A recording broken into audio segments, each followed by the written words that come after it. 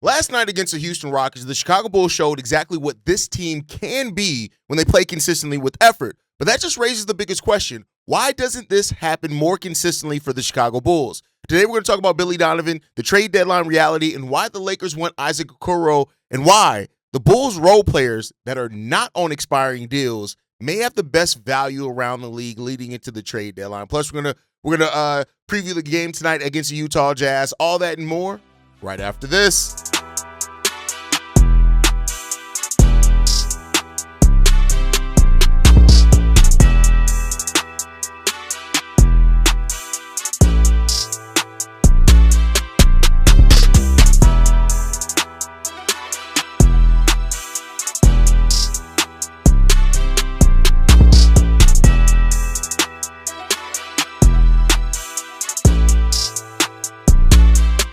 What's going on, Bulls fans? Welcome to another episode of Chicago Bulls Central, your number one spot for everything Chicago Bulls related. I'm the host there, Haize, but more importantly, you guys can follow the channel at Bulls Central Pod on every social media platform we happen to be on. With that said, let's go ahead and get into this content today, y'all. And I want to talk about something, right? The Bulls last night lost to the Houston Rockets, but it was a game in which they were in the entirety of that game until the final 2 minutes and 56 seconds. The Rockets went on a run in that 2 minutes and 56 seconds that the Bulls just didn't react well to. Tre Jones had a career-high night. We had, multiple players in, I think 5 players scoring in double figures, and it was another game where the Bulls gave effort. And it made me go back to this, right? The Bulls are 9-11 against teams above 500. They're 9-10 against teams below 500, right? Now, just until a couple of weeks ago, until Josh Giddey and Kobe White went down, the Bulls were the only team in the NBA with a better record, with a winning record against above 500 teams and a losing record against below 500 teams. They're now below 500 against both sets. We'll see how that continues to go for this Bulls team. But in watching the Bulls play last night with effort, they were moving off the ball consistently. They were attacking the rim. They were staying communicated on the defensive side of the ball and connected on the defensive side of the ball. And it was just a team that fought with effort because they knew, hey, we're outgunned here. And this is a team in the Houston Rockets that have way more talent on it than the Chicago Bulls. You got a Hall of Famer in Kevin Durant. You got a Min Thompson. You got Alfred Sengun on that team. You got all those things that are on the team. And the Bulls matched wits with those teams for the majority of that game. And we've seen that before from the Bulls team. They beat the Denver Nuggets. They beat above 500 teams. And it just led me to this question on why do the Chicago Bulls, or why are the Bulls unable to keep up that level of energy that we see? Why does that not happen more regularly for the Chicago Bulls team? And I have to come back to one thing, and in no way am I blaming everything on Billy Donovan, right? Because we're going to talk about Billy Donovan as the head coach and the expectations that come from being a head coach in the NBA.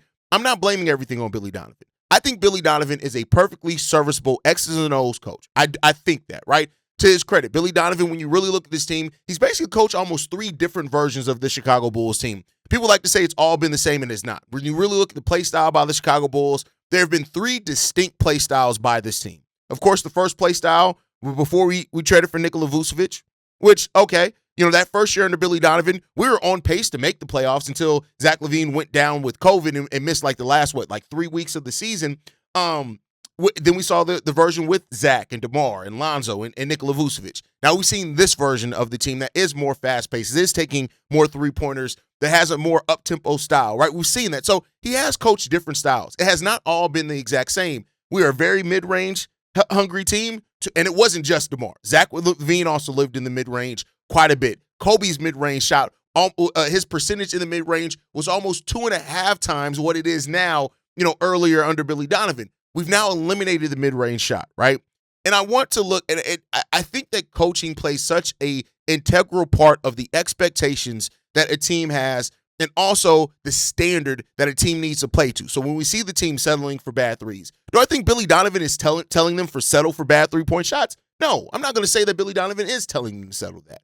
But he is creating the environment where players feel safe in settling for that and then not holding them accountable. We talk about Vooch's bad play. Now, I know Zach Collins is out, and then times where he stood in the game. Billy Donovan has a 48% win percentage over 6 years with only 1 season above 500. Now, this season isn't complete yet, so that win percentage can continue. But I found an interesting stat that really kind of brought all this home for me. Coaches that have 5 plus years, or at least 5 years, and it happens very rarely. Most times coaches are done after 4, but 5+ years of below 500 have never consistently won above 500 after that point in time. And that's just not in the NBA. That's all of sports. Now, a lot of that is a lot of coaches don't get to stay around with having 4 or 5 years of below 500 records. But the fact of the matter is that once again, the Bulls are on the precipice of making history in the wrong way, being one of the few and only franchises in the world, not just basketball, in the world, to hold on to a coach with 5+ straight years of below 500 records. That is what the possibility that could happen with Billy Donovan if we have another below 500 season this year, right? It'll be 4 straight. It'll be his 5th overall. 4 straight for him, 5th overall, below 500 season, because he had the one above 500 season in 2021-22 where he had a 56 win percentage. So that's just the reality of it. As much as no matter how much you like Billy Donovan as a person, or you like the fact that Billy Donovan is a decent X's and O's coach, let's talk about the reality of it. First, it's making that history, and the fact that it's never happened before doesn't mean that it can't happen, but the fact that it hasn't happened before. And I don't think all of this is on Billy Donovan, right? I do. There have been questionable roster moves. There have been bad decisions by the front office that have affected coaching, affected the roster, all that, right? But I do think you need more than just a decent X's and O's coach. You need a coach that can develop. You need the coach that can balance the right rotations. And you need the coach that can play players to their best strong suit. And that has been the thing that has hurt Billy Donovan the most. Zach LaVine, for example, to go back to Zach LaVine, one of the best catch and shoot players in the NBA per percentage. That you can look it up. Please independently go and look at it. He is one of the best catch and shoot players in recent NBA history, not just the current NBA, right? But yet we ran less than 8% catch and shoot opportunities for him. We just did. We didn't even run those sets. That's not even talking success rate. That's just saying that that's how few and seldom sets we ran for him in those cases. Kobe White, actually a decent mid-range shooter. We've basically eliminated the mid-range shot from him. I've talked about Modest Buzelis and his efficiency from mid-range, but we've basically eliminated the mid-range shot from him. When you have these things, and I get it, in development, you want players to play a certain style. For example, Steve Kerr, as good of a coach that he is, Jonathan Kuminga doesn't play his style, he doesn't play, right? So there's that part of it. But at some point, when there's so much of things on your roster that are telling you should play a certain way and you keep ignoring that, what does that then say to you about a coach? Billy Donovan's development, as a head coach. Ayo Dosunmu's developed under him. Modest Buzelis has, definitely taken steps under Billy Donovan as well. And you could say that, hey, Julian Phillips, Dalen Terry, Marko Simonovic, these guys just aren't that good, Haize. Okay, I'll give you that. Let's just say that that's the case, right? But then tell me this. If we are saying and looking at the talent of players, which Ayo was a very talented college player. Modest Buzelis at one point was predicted to be the number 1 overall pick. If these are the players that you are developing, how much of it is your development and your process there, and how much of it is just the natural ability of these players that they were going to reach a certain level regardless, right? While Billy Donovan has adjusted some over the years, and that's why I want to keep it in, I want to say that, it's you got to question how stacked does your roster have to be for Billy Donovan to win consistently, and that's part of the problem. I'm not saying that Billy Donovan should be cooking up a team that wins 55 games each season with the roster that the Chicago Bulls have had. But if you look at this team and you don't see some of the places and limitations of coaching, for example, Billy Donovan has gotten out-coached by first to second year coaches. This is a guy that's been coaching longer than some of us have been alive, right? And first and second year coaches more than any veteran coach in the NBA. Again, this is true. Go and look it up. This is just facts of it. The adjustments, the micro adjustments within games for the Chicago Bulls under Billy Donovan has been terrible. Billy Donovan has gotten outcoached consistently and regularly with teams with less talent than the Chicago Bulls and coaches that are least experienced than Billy Donovan. What is it at that point? What are you looking at that point? I think it's this. Billy Donovan as a coach is very similar to Nikola Vucevic as a player, meaning that there are times where Vuce looks great. There are absolutely times where Vuce looks great. There are times in matchups where Vuce does take advantage of. But there are absolutely times where you see Nikola Vucevic out there on the court and you're like, bad decision, bad decision, bad decision, bad decision. You're getting cooked. That's Billy Donovan as a head coach. That is the Billy Donovan experience. I want to state this clear. If the Bulls had a team that had 2 legitimate stars on it, I do think Billy Donovan can coach this team to above 50-win season. But the question you have to ask yourself is if that's what you need for a coach to be their most version of successful, look around the league. Look at what some other coaches have done with rosters that either have one star, no stars, they've developed a star out of a player that you didn't necessarily think was going to turn into a star level player. That's what you have to ask yourself here. And I want to be clear. In no way am I saying that Billy Donovan is the problem, meaning the only problem. I don't think that. AK and Eversley are a huge problem with this team, with their decisions that they've made with this roster over the years. Injuries have been a thing, all that type of stuff. But Billy Donovan and the loyalty to Billy Donovan is a symptom of the overarching problem with this Bulls team. And that is this team chooses not to shake the tree too much, so to say, right? They are so terrified of making meaningful shifts with the direction of this team. Everything is small. Like the trading for Alex Caruso for Josh Giddey. I mean, yeah, we traded Alex Caruso. It was a big part of the identity of this team, but you got lucky because Josh Giddey turned into exactly who you thought he could be when with all the potential that he has there. But it was still a calculated risk. When you look at the things that this Bulls team has passed up over the years, the Andre Drummond trade, 2 first-round picks, trading the offer from the New York Knicks a year after Zach LaVine signed his contract extension, where we got 2 or 3 unprotected first-round picks and the picks. It was 2 unprotected first and a pick swap. Look at how that didn't work out, and then what you ended up trading for. The Lonzo Ball. You didn't take a shot at Memphis Grizzlies pick, which could have been Cedric Howard. I think if the Grizzlies do get Lonzo, maybe that pick isn't as good, but still 2 first-round picks. You didn't take a shot at that. Billy Donovan is a symptom of that same mindset of this front office, and that is a front office that is terrified to make a meaningful shift or change just because things are treading even water. And that is usually the sign of a franchise that is not ever going to make the true meaningful leap and next step to get to where they need to get to as a team. And many people will say, hey, Haize, that's also them not being afraid to take. I don't agree with that necessarily, but I understand the point for sure. And just taking shots and taking chances. Billy Donovan is a huge symptom of the overarching sickness and cancer that is the Chicago Bulls franchise. And that's just my opinion. I'd love to hear your thoughts on that one. I know that's going to take up the majority and bulk of this episode, so I really want to hear how you guys feel on that down below. I can't wait to hear from that one. But let's shift it, right? We talked about it every other day now. We got to talk about some type of trade news that happens. And per Evan Sideri, the Los Angeles Lakers have checked in with the Chicago Bulls on Isaac Okoro, right? Keep in mind, Okoro has 1 year left on his deal after this season. And this is a player, again, that's been on a winning team, a 64-win Cleveland Cavaliers team that he's been on. He's averaging 8.6 points, 2.7 rebounds, and 1.3 assists, and a stock per game as well for the Chicago Bulls, right? And when you look at the Lakers, they're 5th in the West. They have a 23-14 record, and there's no doubt they need some defense around Luka, LeBron, Austin Reeves. They need some defense on that team, so it makes some sense, right? And so there have been some rumored trades that could be involved for Isaac Okoro to go to the Los Angeles Lakers, and I want to talk about that. It's 2 rumored trades. First is Gabe Vincent and Dalton Knecht for Isaac Okoro.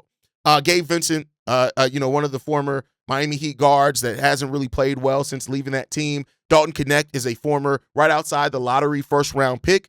And then the second trade is Maxi Kleber for Dalton Knecht. If out of these two, I like the Maxi Kleber one, mainly because it just gets you some more legitimate size on this team, which the Bulls do lack, especially with Zach Collins being as injured as what he is. Now, keep in mind, this is the Bulls don't have an open roster spot, even though we have a disabled player exception. That's some type of thing. It's some type of maneuvering the Bulls would have to do for that. But the overarching thing in these rumored trades is that Dalton Knecht, right? That's the thing. That's what reportedly the Bulls would be looking for if they do trade Isaac Okoro to the Los Angeles Lakers. Now, Dalton Knecht has not been good yet. He's a 6'6" forward, 215 pounds. He averages 5.2 points per game this season. He averaged 9.1 last season. He's a guy that came into the league with the reputation of being a three-point shooter, and he came to a team coached by J.J. Redick, one of the best three-point shooters, in college ever, right? And while in his first year, he shot 37% from three. His second year so far this season, only 31% from three. But he's taking 2.7 three-point shots per game this season versus 4.4. His minutes are also cut by 6. He was averaging 19 minutes per game last season, 13 minutes per game this season, and his shots overall have gone down from 7 in his rookie year to 4.5. There's no doubt that Dalton Knecht is just a player that is falling out of the rotation for J.J. Redick. So the question then becomes about, is this a steal? Not a steal, but is this a chance for the Bulls to get a high upside guy for a player like Isaac Okoro, who is perfectly serviceable? I don't hate Isaac Okoro on this team, But like I've said many times for like Kevin Huerter or whatever else, if you get to the point where you're saying, oh my God, we can't trade Isaac Okoro, that tells you how bad your team is in reality, right? So I'm not mad at them taking a shot at it. But Dalton Connect's 24 years old in his second year in the NBA. I just look at that and I say this. I'm not mad if they trade Okoro and they get Dalton Connect back. But the question is that do you think you can develop him? Is this the Bulls trying to do another, or thinking they're going to get another Josh Giddey where they trade for a young player and then they get somebody and then they end up hitting the potential of who they could have been in the draft? That's a question that they have here. Now, he's a little bit of an older player. If I'm not mistaken, he's even older than Josh Giddey, even though Dalton Connect's only been in the league 2 years now, right? So you have to question that. I'm not mad at it. Again, the Bulls, if they decide to do it, they decide to do it. But this brought me to an interesting place, right? Is that I think you have to look at this team again and say that we're starting to notice a theme about this team, right? It's starting to look like if the Bulls are going to make any trades, it's not going to be for the expiring contracts. Hell, it may not even be with Kobe, White, or Ayo Dosunmu. It may be for their role players, but their role players that still have years left on their contract. Let's go over the recent rumors for the Chicago Bulls. Hey, you heard a couple of weeks ago that Tre Jones had some of the most interest around the league in being traded by the Bulls. Tre Jones, who has 2 years left on his contract after this season on a cost-effective $8 million contract, flat, no increases over those last 2 years. And the last year is a team option, right? So it could very well only be 1 year left after this contract. Then we heard Jalen Smith yesterday, or a few days ago as well, that the Bulls are shopping Jalen Smith, that he has some interest around the league. 1 year left on his deal after this season at a little over $9 million next season. And then you have Isaac Okoro now, who has 1 year left on his deal after the season at about $11 million after this season. Do you notice a theme? Is that it's not the players with expiring contracts that reportedly have some of the most interest around the league. It's that teams want low, cost-controlled contracts, but players that still have some years left on their deal so they have some time before making a decision. In the second tax apron era, right, we could see that expiring contracts don't have the value that they used to 3-4 years ago. It could be players that are on reasonable contracts that have 1 or 2 years left on that deal, because then again, you don't have to worry about the pricing hikes. You don't have to cut into your mid-level exception. It doesn't send you into the second tax apron. You don't have to worry about that player needing a contract extension or wanting a big contract after that's over with. You have a couple of years before you have to worry about that. So I say this to say this, and we'll talk about how this actually benefits the Bulls. But while coming into the season, my thought process, for example, was the Bulls have all this money in expiring contracts, almost $90 million in expiring contracts, $89 million to be exact, $89 million in expiring contracts. This gives the Bulls a lot of flexibility to will and deal.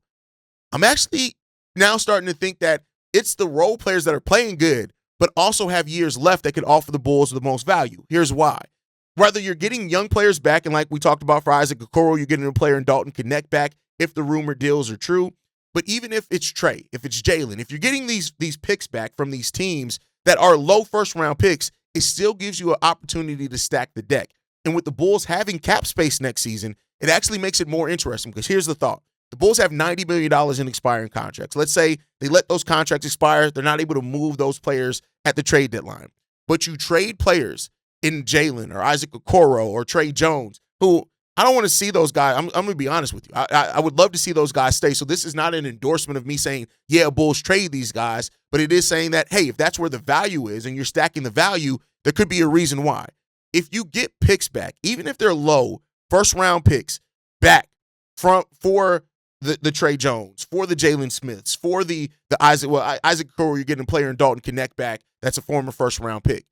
If you're trading those players and then you go into an offseason where all your expiring contracts are coming up, that gives you flexibility and assets that you can use to flip players into your cap space, right? So, for example, let's say the Bulls let Zach Collins, Kevin Huerter, Nikola Vucevic, Javon Carter, let's say they let those guys expire. They want to negotiate with Kobe and Ayo, but they let those other guys expire. You then can say, hey, I want to sign and trade you for X player, right? Like whatever player is available. I don't have the free agent list available in front of me, but let's say you do that. And then you say, all right, bet. Well, we're going to do a sign and trade for one of your players, but we have this pick that's in the 20s.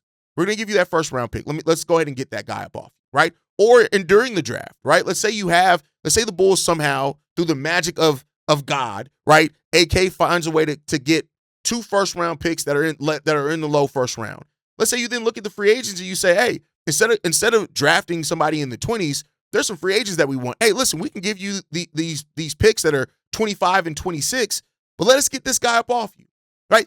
That's the things that you're looking for from this team, and that's the things that could be possible if you do that. And that's what you're really looking at for this team if you're doing that for the Chicago Bulls. So it just provides more flexibility. For example, let's say Isaiah Hartenstein does become available, who can the OKC Thunder can opt out of that contract, right? Or even let's say it's the last year of the OKC Thunder. It's the last year they opt in, but it's last year of Isaiah Hartenstein's deal, and they are looking at Thomas Sorber, who they just drafted, and they say, I think he may be ready. The Bulls can then say, all right, bet, we'll give you a low first-round pick. Let us get Isaiah Hartenstein. We have the cap space. We can just absorb him outright. We don't even have to send you matching salary. That's another benefit. It's a long shot, and I don't know if AK is creative enough to do it, but it is something on how you, in giving up players and getting something back, an asset back, even if it is a couple of seconds. We've seen players move for a couple of seconds. The fact of the matter is that the Bulls maintain their cap space and have the ability to absorb players into that cap space. You see teams would be willing. All right, let's take 2 second-round picks in a protected first for X player. And that may be the plan here. I'm not saying that that's for sure. I'm not saying that AK and Eversley deserve credit for something that hasn't happened yet, but it's just a theme that I'm noticing with what and how players are valued around the league and how that plays into what the Bulls have available at the trade deadline. We'll see. We'll see. It's just an interesting thought. Again, I'd love to hear from you guys on that and see how you guys feel on that down below. All right, last topic of the day. The Bulls take on the Utah Jazz today. This is the second of a back-to-back for the Chicago Bulls. They were in Houston last night. They're now traveling back to Chicago to host the Utah Jazz. Kobe White is likely to play in this game. No update on Josh Giddey. This would have been the game on that original 2-week timeline that Josh Giddey would have made his return, but we have no word back on that quite yet. But what are the keys for the Bulls in this game? The Utah Jazz are the worst defensive team in the league. The worst. They are 30th. They are the worst defensive team in the league. They're also a middle-of-the-pack rebounding team. They're also a team that doesn't protect the rim well at all, and they don't force turnovers. Those are all things that have plagued the Bulls and that usually hurt the Bulls. The fact that you're not facing off against a great rebounding team, which hopefully means that the Bulls aren't going to get killed on the boards anymore. Now, the Utah Jazz are still the 11th best offensive rebounding team in the league. They're middle of the pack rebounding-wise, 15th rebounding. So, you see what you can do with that one. That's not as big of a deficit or on paper as has it been against some other teams. The worst defensive team in the league. They don't block shots. They're 30th in block percentage as well, worse than the Chicago Bulls. This is a team where a lot of the Utah Jazz's weaknesses are strengths for the Chicago Bulls and where they can take advantage of it at.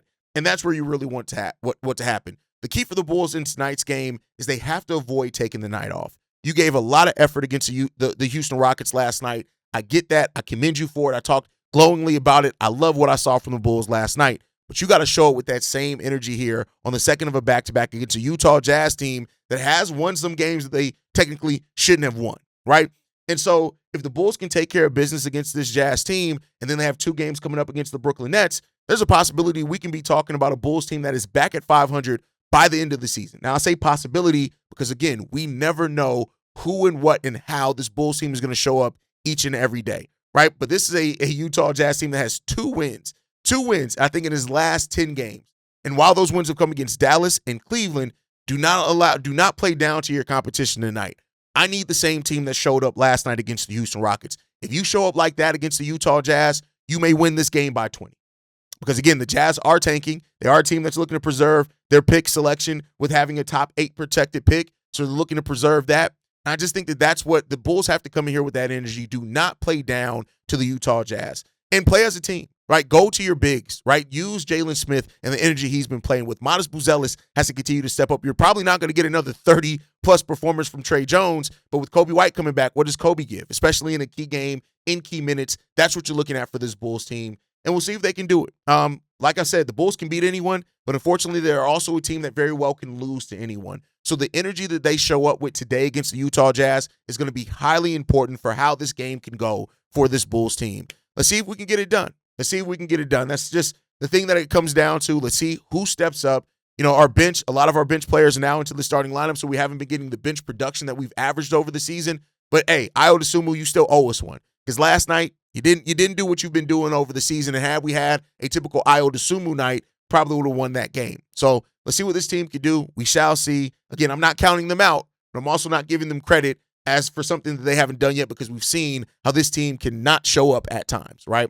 But that's going to do it for today's episode, y'all. I appreciate you guys. Let me know what you think down below. Is this team closer than we believe with seeing the effort that they play with? Or are we still just chasing flashes, and that's all it is? Should the Bulls move Isaac Okoro if the Lakers truly do call for them? And is Billy the right coach for what comes next for the Chicago Bulls franchise? Drop your thoughts in the comments down below. Hit that like button. Subscribe to the channel if you're new.